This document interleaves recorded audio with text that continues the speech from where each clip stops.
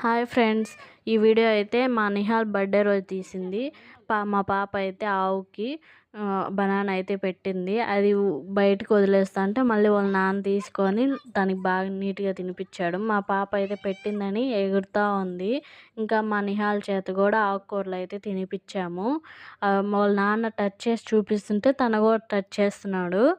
ఇంకా ఆ రోజు సాటర్డే కాబట్టి రంగనాయక స్వామి గుడి కాడ వెంకటేశ్వర స్వామి గుడికి వెళ్ళాము. అక్కడ దర్శనం చేసుకొని కొంతమంది ఫుడ్ డొనేట్ చేసి, ఇంకా వెనక బ్యాక్ సైడ్ గోమాతలు ఉంటే వాటి కోసం అయితే ఆకుకూరలు, బనానాలు అయితే తీసుకొచ్చాము.